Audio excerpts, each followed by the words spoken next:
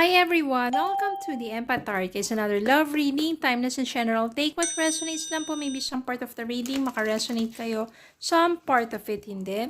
Totally makaresonate na parang kwento ninyo ito or hindi naman kaya. Kaya tignan natin ano kaya ang mga gabay at aral sa buhay, pag-ibig or life in general ang ating mababatid sa reading na ito. Tignan po natin. Yan. Spirit guys, send me messages. Anong love connections ito, lessons in life and guidance na nais yung ipapatid sa amin.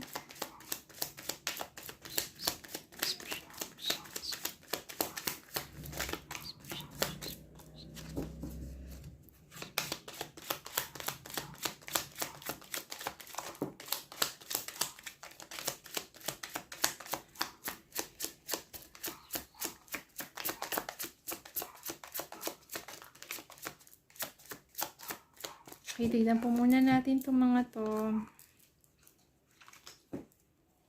The Sun. The Hermit. Ten of Cups. Three of Pentacles. Queen of Pentacles. And Three of Swords. Kuha pa tayo. Bottom of the deck, Knight of Cups. You also have here Four of Pentacles. And Temperance. Heartbroken, pain, afflictions, yan, loneliness, depression, separation, sadness. So, ibig sabihin, maaring ito yung naramdaman mo or nararanasan mo sa mga panahon na to or naranasan mo or kung yung mararanasan. Diba? Pero, ang maganda dito kasi, I can sense here na maaring kaya kayo nagkahiwalay ng person mo because masyado siyang possessive. No, hindi lang pagdating sa pera na parang walang tiwala sa'yo, iba, tapos masyado siyang, sabihin natin na masyadong mahigpit ang hawak sa pera na madamot na rin, parang ganun. Pagdating naman sa love, masyado siyang possessive. Yung nasasakal ka na sa pagiging overly possessive niya. Kaya siguro yun yung naging dahilan na pagkakahiwalay ninyong dalawa, sobrang sakit din sa'yo kasi minahal mo naman yung taong yun. Pero hindi talaga nag-work ang inyong relationship. Dumating sa point dito na nagpaka-hermit mode ka na lang. Ibig sabihin yan, lumayo ka muna, even sa mga kaibigan mo, sa pamilya mo. Gusto mo mapag-isa lang kasi gusto mo mag-soul searching. No, maghanap ng kapayapaan sa puso't isipan mo, lalo na sa mga naranasan mong pain. Kaya ganyan na lang ginawa mo, pakalayo-layo ka. Pero maganda rin naman kasi minsan may time para sa sarili, for soul searching.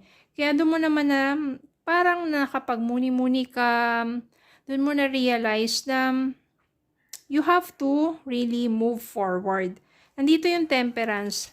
So, ito yung naging gabay mo to be patient pagdating sa love and yung balansehin na lang, di ba? Yung puso't isipan mo, oo, nasaktan ka, pero all you have to do is to, ayan, tranquility.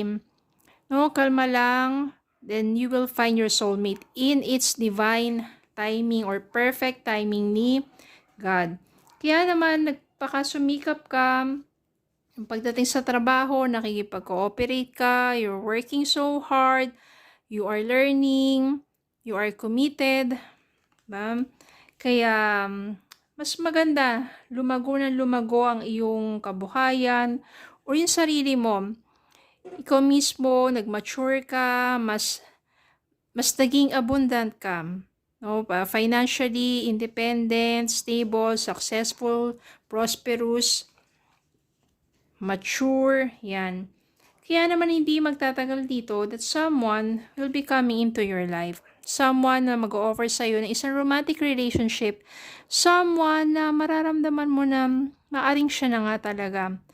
Siya is very attractive, affectionate, gentle, romantic. Yan, magkakaroon dito ng romantic proposals. Maaring makilala mo siya somewhere sa hindi mo inaasahang pagkakataon at lugar. Kasi ito nga yung tinatawag na divine timing. Then, Ang maganda dito, napakaganda ng future ninyong dalawa. Very positive and very, sabihin natin, you will have a joyful relationship. Yung happiness ninyong dalawa. Pero pa ditong pregnancy kasi it will lead you into building a family. Happy family, marriage, long-term relationship, commitment, stability, security.